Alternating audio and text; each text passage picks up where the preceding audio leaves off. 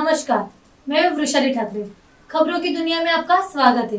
आइए देखते हैं खास खबर जो वर्तमान समय की सुर्खियां बनी हुई है। महाराष्ट्र में किसानों के लिए उचित राहत पैकेज घोषित न किए जाने को लेकर राष्ट्रीय भीमसेना पार्टी की राष्ट्रीय अध्यक्ष आर पांडियन ने पत्रकार वार्ता में सरकार को खुला चैलेंज देते हुए कहा, यदि राहत पैकेज घोषित नहीं किया गया और समय पर किसानों को नहीं दिया गया तो वह सड़कों पर उतरकर आंदोलन करेंगे। साथ ही उन्होंने मांग की है गौरक्षण नियमों में परिवर्तन किया जाए, जिससे सही मायने में गौरक्षा की जा सके और गोवंश को बचाने के लिए सरकार के लिए उचित मानधन सीधे किसानों को दिया जाए कि आर पांडियन ने कहा, महाराष्ट्र सरकार द्वारा किसानों के लिए घोषित वित्तीय सहायता इतिहास का सबसे बड़ा मजाक है।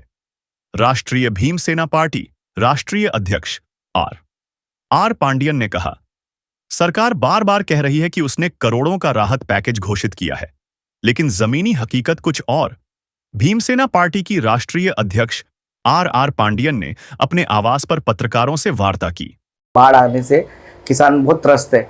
आपने देखा किसानों की खेती मतलब नष्ट हो गई, उनके घर मतलब बह गए, प्लस उनके पशु है सब मतलब मर गए, प्लस वो जो मट्टी होती जो खेतों में जो मट्टी वो बह गई। ऐसा बहुत बड़ा मतलब आपदा आई हमारे महाराष्ट्र के किसानों पर उस पर। और उसके साथ ही साथ आपने देखा गौरक्षण की वजह से भी, जो गौरक्षक कायदे की वजह से भी किसान त्रस्त था। तो बली राजा जो है वो मतलब कि आत्महत्या करने के कगार में है। और ये जो सरकार है अपनी, जो महाराष्ट्र सरकार है, और अपने किसानों का दुर्भाग्य है कि अगर अभी इलेक्शन पीरियड होता ना तो सरकार बड़ी बड़ी घोषणाएं करती और अभी अकाउंट में पैसे ट्रांसफर करती। लेकिन अभी क्या, अभी इलेक्शन हो चुका है, अब कोई इलेक्शन नहीं है, तो इसके वजह से किसानों को पूरी मदद जो होनी चाहिए मदद कर रही है। सरकार ने अभी सिर्फ पैकेज जाहिर किया, लेकिन वो पैकेज मतलब ना ऊँट के मतलब मुँह में जीरे जैसा है। तो मैं तो उसके लिए हम लोग का मतलब कि भीमसेना का ऐसा है कि भाई ये जो उन्होंने जाहिर किया ये बराबर नहीं है। हमारी मांग ये थी कि एक मतलब कि 1 एकड़ पर एकड़ जमीन में 50,000 रुपया, वो भी 16 तारीख से पहले, ये जो 16 तारीख दिवाली से पहले जो 16 तारीख उससे पहले किसानों के अकाउंट में पैसे जाना चाहिए। आपने देखा होगा ये सरकार ने वो लाड़की बहन योजना का भी पैसा रोक दिया है और जो पैकेज डिक्लेयर किया वो भी रोक दिया है, दे नहीं रही है। ये सरकार जो है उदासीन सरकार है, ये किसानों की मदद बिल्कुल नहीं करना चाहती है, क्योंकि अभी कोई इलेक्शन नहीं है, कुछ नहीं है। अभी आपने देखा बिहार में मोदी जी गए, उधर बड़े बड़े पैकेज का डिक्लेयर किया, क्यों, उधर इलेक्शन है। पर इधर इलेक्शन नहीं है महाराष्ट्र में। अपने जब इधर इलेक्शन था तो इधर लाड़की बहन योजना और टोल माफ जो किया उन्होंने, क्योंकि उनको वोटर खरीदने थे, इनडायरेक्टली वो ब्राई कर रहे थे। तो अभी यहाँ पर किसान मर रहा है। मेरे को सुबह 2-3 दिन पहले फ़ोन आया कि बच्चे जो प्राइमरी स्कूल के बच्चे हैं, उनके घर के अंदर जो पानी भरने की वजह से उनके पास किताब नहीं है पढ़ने के लिए। जो किताब थे वो भी सड़ गए, मतलब बरसात के पानी की वजह से वो पूरे ख़राब हो गए। और मतलब ऐसा हो गया कि बच्चों को, वो जो प्राइमरी स्कूल के बच्चे उनके किताब तक नहीं है। तो वहाँ के स्थानिक जो है आमदार, नगर सेवक, जो बीजेपी के हैं सब जगह पे, कुछ उन लोग अपनी मतलब की मदद करने की कोशिश ही नहीं कर रहे। शेतकरी को मतलब होता है ना, कुछ अपनी तरफ से करना चाहिए, कुछ करने की कोशिश नहीं कर रहे। तो मेरा सरकार, इस उदासीन सरकार से विनती है कि वो लोगों का गुस्सा ना देखे, ठीक है, शेतकरी को गुस्सा ना देखे, उनका अंत ना देखे।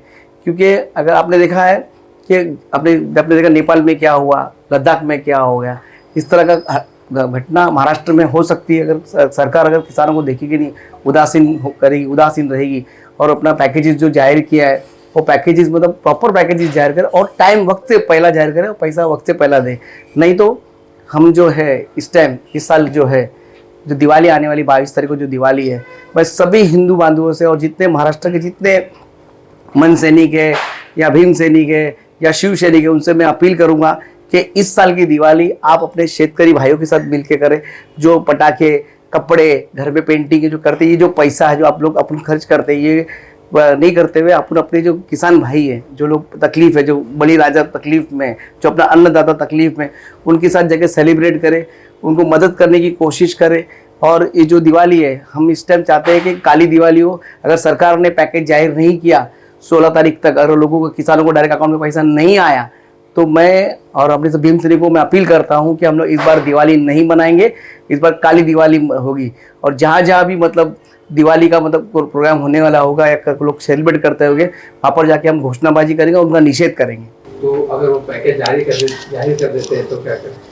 देखो अगर सरकार अगर पैकेज जाहिर करती है, बली राजा खुश होता है और दिवाली उनकी सुखमय जाती है तो हम भी आनंदित हैं, हम भी फिर हम सरकार की हम प्रशंसा करेंगे कि सरकार ने वक्त पर उनको मदद पहुंचाई। लेकिन मुझे सरकार तो उदासीन लग रही क्योंकि उनका कोई स्टेप नहीं दिख रहा है। और उन्होंने जो पैकेज जो डिक्लेयर किया है तो उसके अंदर वो ना ऊँट के मतलब मुंह में जीरे जैसा उन्होंने पैकेज किया है। मेरा हम लोग की मांग ये है कि कम से कम एकरी 50,000 रुपये मिलना चाहिए। जो विपक्ष ने आंदोलन किया उसके बारे में तो विपक्ष ने आंदोलन किया लेकिन जोरदार आंदोलन किया। आपने देखा होगा कि जो मीडिया भी थी एक दिन पहले पूरा मीडिया दिखा रहा था, लेकिन आज तुम देखोगे मोदी ने ऐसा, मोदी जो गवर्नमेंट है, बीजेपी गवर्नमेंट है, ऐसा मीडिया को दबा के रखी है कि लोग अभी गायब ही हो गया। किसान का मुद्दा ही पूरे उस पर गायब हो गया। राज ठाकरे खाना खाने जा रहा है उसके भाई के घर पे या मिलने, वो दिखा रहे, वो मुद्दा इंपॉर्टेंट है कि किसान का मुद्दा इंपॉर्टेंट है? शेतकरी मर रहा है, बच्चे को स्कूल के कपड़े नहीं है, उनके उनके जब ये घर पूरा दबा हो गया है, उनके पशु मर गए, उसकी मदद क्या कर सकती है? वो नहीं हो रहा है। और राज ठाकरे उस बारे में नहीं बोल रहे, उद्धव ठाकरे इस बारे में नहीं बोल रहे। आने वाले इलेक्शन में क्या करना उसकी तैयारी कर रहे। ये सब मतलब बहुत दुखदायी बात है। आपके पार्टी से के माध्यम से आप किसानों को क्या मदद पहुंचा सकते हैं या किस तरह लोगों से अपील करके वहाँ मुहैया कराएंगे? देखो ये जो प्रेस कॉन्फ्रेंस इसलिए बुलाई, देखो पहले आपको बताओ, हमारे जो भीमसेना पार्टी है ये दलित और गरीबों की पार्टी है। हमारे पास कोई धन दौलत या बहुत कुछ नहीं, हमारे पास नहीं। हम सिर्फ लोगों के दुख में खड़े हो सकते हैं, संघर्ष कर सकते हैं, सरकार को झुका सकते हैं कि हमको मदद, जो हमारा हक है हमको मिलना चाहिए, उसके लिए हम सरकार को झुका सकते हैं। ये पूरी कोशिश हम कर रहे हैं। और मतलब बली राजा को पता ना, फूल नहीं तो फूल का पता ना, एक पगड़ी, जो मदद कर सकते हैं कोशिश करेंगे करने के लिए। पंडित साहब, राष्ट्रीय भीमसेना पार्टी के आप राष्ट्रीय अध्यक्ष हैं, शेतकरी का मामला उठा रहे हैं, क्या इस दौरान आपने किसी महाराष्ट्र में क्षेत्र में दौरा किया है, आकलन किया है? अभी जितने हमारे जिला अध्यक्ष है उन सबको मैंने बोला कि अपने अपने गाँव में जहाँ जहाँ जिला में जहाँ जहाँ लोग तकलीफ में उनको मिले, उनकी जो प्रॉब्लम्स है वो सुने। देखो अभी हम लोग जाएंगे कहीं भी, हम जाने की कोशिश करेंगे। ये जो सरकार के लोग हैं, मतलब आपने देखा होगा, हमको ना वो लोग सही तरीके से मतलब ना हमको सपोर्ट मिलता है, ना हमको परमिशंस मिलती है। ये लोग मतलब इन लोग उल्टा हमको जाने को बाहर निकलने। अभी आज ये प्रेस कॉन्फ्रेंस हम घर के अंदर कर रहे हैं, अभी हम परमिशन मांगते हैं कहीं और करना है तो शायद वो प्रेस कॉन्फ्रेंस की परमिशन नहीं मिलती। आप क्या बोल रहे हैं उसके पहले बताओ, क्योंकि ये लोग चाहते ही नहीं कि सरकार के खिलाफ कोई बोले। ये सरकार ही ऐसी है। किसानों का दर्द बहुत बड़ा है जिसको आप उठा रहे हैं वर्तमान समय में। अगर आपने कहा कि इस तारीख तक नहीं होगा तो वास्तव में राष्ट्रीय भीमसेना पार्टी के राष्ट्रीय अध्यक्ष सड़कों पर उतर जाएंगे?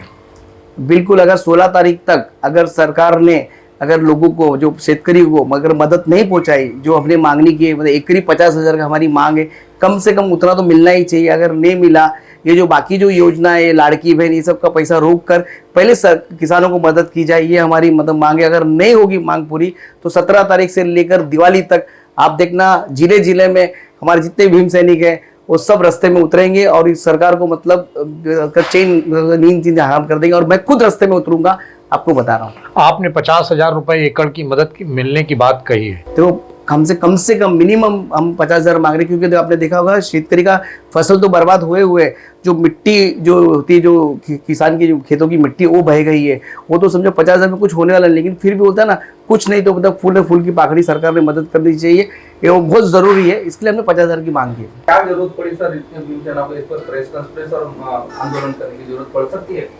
देखिए आपने देखा होगा अभी जो शिवसेना पार्टी उद्धव जी की पार्टी है, फिर वो सिंधे जी की पार्टी, सब सरकार में बैठी हुई। अभी जो उद्धव जी की पार्टी है, मन से जो अलग जो पार्टी है, उन सबका अभी पूरा फोकस है ना नगर पालिका पे, और खास करके मुंबई के नगर पालिका पे। अगर ये मतलब दुर्भाग्य है कि हमारे मुंबई में खेती नहीं है। अगर हमारे मुंबई में शेतकरी होती तो शायद ये भी पैसा गिरता। तो ये हमारा मुंबई का मतलब क्या, हमारे शेतकरी का दुर्भाग्य है कि मुंबई में खेती नहीं है। न तो इधर खेती होती है ना, तो इसके लिए भी लोग लड़ते। तो अभी फिलहाल इनका पूरा फोकस इनका नगर पालिका पे, इनको कब्जा करना नगर पालिका पे। इसके वजह से जो किसान को मतलब बाजू किया जा रहा है। सर प्रेस कॉन्फ्रेंस कर रहे हैं, इस दौरान आपके बैनर लगाया गौरक्षण कायदा संशोधन झालीचा पाहिजे, क्या है इसका, क्या उद्देश्य, क्या मांग? देखो गौ रक्षा का मुद्दा तो मतलब ये जो कायदा बना है, गौ माता हमारी भी माँ है, जो देसी गाय वो भी हमारी माँ है। लेकिन आपने देखा गौ रक्षा कायदे की वजह से जो गौवंश है, जैसे कि पाड़ा है, फिर अभी जर्सी गाय, आपने देखा होगा जर्सी गाय जो दूध के लिए ऑस्ट्रेलियन हाइब्रिड गाय है, तो वो इधर लाया, मतलब वो लाके उसको पालते हैं या तो खरीदते हैं। तो कभी कभी क्या हो जाता है कि वो दूध देने में असमर्थ हो जाती है, या तो उसको दूध नहीं हो पाता है। और उसके जो बच्चे होते हैं, वो बच्चे मतलब किसान खेती के लिए भी काम नहीं आते, कुछ काम के लिए नहीं आते। तो पहले किसान ये सब क्या करते थे, ऐसी जो गायें होती, तो देसी गाय की बात नहीं कर रहा हूँ, जो गौवंश के अंदर जो मतलब कि ये आता है, जैसे कि पाड़ा है और ढोर है और ऐसा जो अलग अलग जाति है उसके अंदर। गाय की बात नहीं, देसी गाय की, देसी गाय हमारी भी माँ है, हम उसकी बात नहीं कर रहे। लेकिन उसके अंदर क्या हो रहा है, जो चीज़ें हैं, ये जो गायें हैं, तो इनको जब शेतकरी पहले क्या करता था, जो आठौड़ा बाजार है उधर व्यापारी लगे उधर बेचते थे, उसके बदले फिर नई गाय नई भैंसें खरीदी जाती थी। लेकिन बीच में ये गौवंश के कायदा बनने से जो गौ रक्षक बोल के एक ब्रिगेड तैयार हो गया, जो मतलब कि उनका मतलब कि वो तो बेरोजगार थे, तो उनको एक नया फंडा मिल गया। इनके जो आका है इनको फाइनेंस करते हैं, इनको स्कॉर्पियो गाड़ी, हथियार क्या क्या देते हैं। और इनका काम क्या होता है, ऐसी गाड़ी को पकड़ना जहाँ पर मतलब भैंस जा रही है, ठीक है, ऐसा नहीं कि गाय जा रही है, उसमें भैंस जाता है, जर्सी गाय जाती है, ऐसे को पकड़ते हैं, पुलिस स्टेशन को पहले खुद पकड़ते हैं, फिर पुलिस से सेटिंग करके उसको अपने जो मतलब सेटिंग वाले जो गौशाला उधर डालते हैं, वहाँ पर डालने के बाद वहाँ से जो है वो फिर चले जाती है कत्ल खाने में या किधर जाती है वो पता नहीं, वो अलग रैकेट चलता है। तो ये जो किसान है उसके अंदर जो मतलब ये जो इस तरह होने की वजह से किसान जो बेचकर जो नए गाय ले लेता था वो ले नहीं पा रहा है।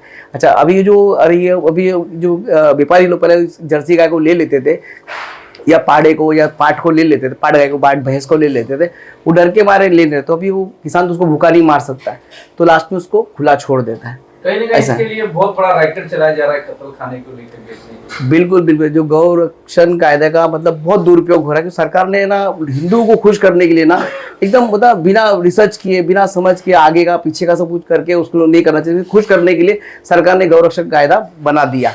इसकी वजह से ना उसका मतलब जो अभी एक्शन का रिएक्शन या होता है ना इम्पैक्ट, तो अभी हो रहा है। अब शेतकरी मर रहा है, ठीक है, इससे मतलब हिंदुओं को लेना देना नहीं है। इसमें से जो शेतकरी जो पालता था, जो भैंस गाय जो पालता है, और इसके अंदर जो गौ रक्षक बोल के जो ये जो बने, उनको मेरा गौ रक्षक जो ब्रिगेड, उनको बोलना ये है, और गौशाला जो चला रहे हैं उनको बोलना ये है कि आप लोग है ना, जो जिसके पास देसी गाय है, जो तबेले में गाय है, उनके जो बेचारे पालते हैं उसको, गाय को पालते हैं, तो उनके पास जब गाय का मतलब जो प्रॉब्लम होता है, उसको चारा देना है, उनका मतलब गोबर हटाना है, उनका जो सेवा करना है, तो गौरक्षक वो सेवा क्यों नहीं करते? वो क्यों नहीं सेवा करते? मेरा गौरक्षक को विनती है, अगर आपको सही में गाय से प्यार है तो गौरक्षक जो जहाँ गाय पली जाती है उसको डायरेक्ट चारा दे, गोबर उठाए, सब कुछ साफ सफाई करे, वो ख्याल रखे, वो भी पालेगा। और सरकार को भी विनती है कि जहाँ शेतकरी है उसको डायरेक्ट मतलब जो बेनिफिट है वो शेतकरी के अकाउंट में दे। तो वो गौशाला को देने की जरूरत क्या है? क्यों गौशाला की है ना, गौशाला की ऐसी हालत है, आप जाके देखना कि उनके इन्वेंट्री में 500-400 गाय दिखेगी और वास्तव में वो स्थिति में 25 भी नहीं मिलेगी आपको, गाय भैंस मिलेगी भी नहीं। और गौशाला का नाम गौशाला है, पर आप देखोगे जो रेड में पकड़ी जाती है वो भैंसे होती है या पाड़ा होता है या कुछ और जातीय होती है। वो गौशाला उनको लेने की जरूरत क्या है? जब उनको दिया जाता है तो उन्होंने मना करना चाहिए। और पुलिस ने भी अगर कोई रेड करते हैं तो वेटरनरी डॉक्टर को लाके वो चेक करे कि वो गाय है कि देसी गाय है, क्या भैंस है, क्या पाड़ा है, क्या गौवंश का कौन सा मतलब ये है, वो देखकर फिर उसके ऊपर मतलब FIR किया जाए, क्योंकि उसमें शेतकरी ही मरता है लास्ट में, बाकी किसी का कुछ नहीं जाता है। अभी तक के खबर के साथ लेते हैं विदा। हम फिर मिलेंगे नई खबरों के साथ। हमारे चैनल को सब्सक्राइब करना ना भूलिए। नमस्कार।